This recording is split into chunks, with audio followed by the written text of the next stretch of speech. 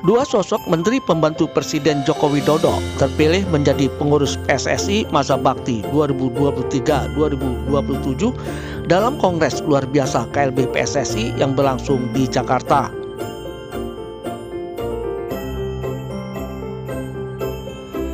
Kedua orang menteri tersebut, yakni Menteri BUMN Erick Thohir, terpilih menjadi Ketua Umum PSSI dan Menteri Pemuda dan Olahraga Menpora Zainuddin Amali menjadi Wakil Ketua Umum PSSI.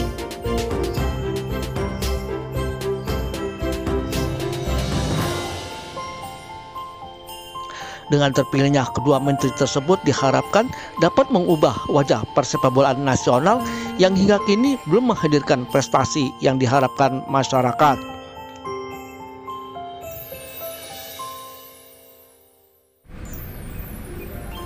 Saya kira ini suatu pilihan amanah yang luar biasa ke Pak Erick Thohir ya. Bagaimanapun kita harus mengakui beliau punya kemampuan dan beliau profesional. Karena kita tahu beliau adalah pemilik klub Inter Milan, dulu punya saham yang cukup luar biasa di klub Inter Milan di Italia tersebut. Saya kira itu menjadi sesuatu pengalaman atau semacam pengalaman tersendiri buat beliau nanti dalam membenahi sepak bola Indonesia.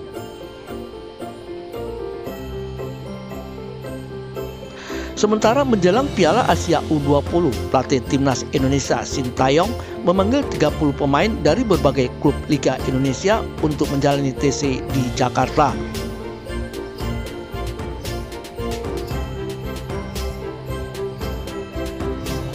Dari ke-30 pemain nantinya akan menjalani seleksi untuk memperkuat Timnas Indonesia U20 yang akan tampil di turnamen Piala Asia U20 di Uzbekistan.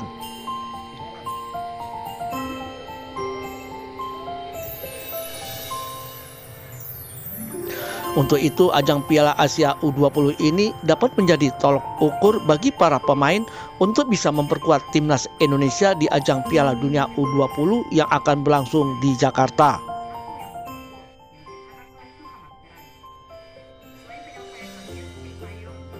Latihan saya lihat juga pemain-pemain kita tidak terlampau militan sekali gitu. Kalau kita lihat pemain-pemain di Korea atau mungkin Jepang, mereka itu saya lihat mereka mengikuti instruksi pelatih itu totalitas, mengikuti latihan itu dengan totalitas. Apapun yang dia berikan pelatih itu mereka lalap, mereka santap itu hidangan dari pelatih itu. Sehingga memang kita lihat hasilnya juga maksimal. Di sisi lain, pembenahan sepak bola Indonesia tidak hanya terfokus pada infrastruktur seperti lapangan dan pendukung lainnya, tetapi juga perlu melakukan pembenahan di bidang perwasitan dan pelatih.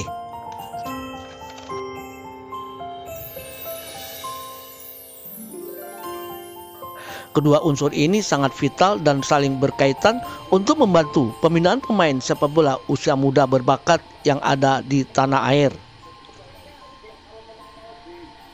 Kita lihat bahwa di sepak bola mungkin kita harus melihat bagaimana pembenahan-pembenahan di sektor perwasitan ya kan. Jadi wasit-wasit kita itu punya kompetensi yang mumpuni dalam memimpin dan mengambil keputusan. Kemudian pelatih juga, pelatih yang berlisensi pro ya, internasional.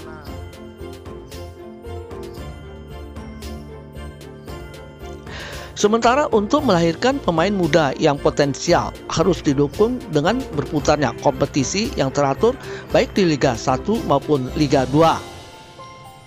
Sedangkan penetapan jadwal kompetisi harus disesuaikan dengan kebutuhan tim nasional terkait dengan penggunaan pemain.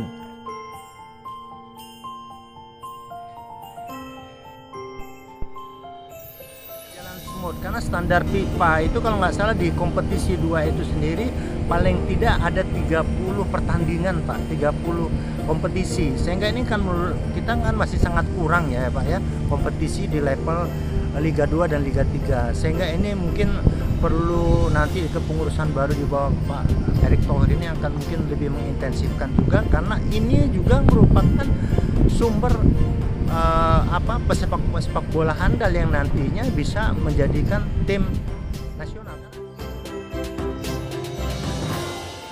Meski peluang timnas Indonesia di ajang Piala Dunia U20 tergolong tim yang tidak diperhitungkan, namun semangat nasionalis para pemain akan menjadi pemicu untuk dapat memenangkan pertandingan. Sebagai tuan rumah, timnas Indonesia yang ditangani pelatih Sintayong asal Korea Selatan dapat menjadi kuda hitam dan siap membuat kejutan di ajang Piala Dunia U20.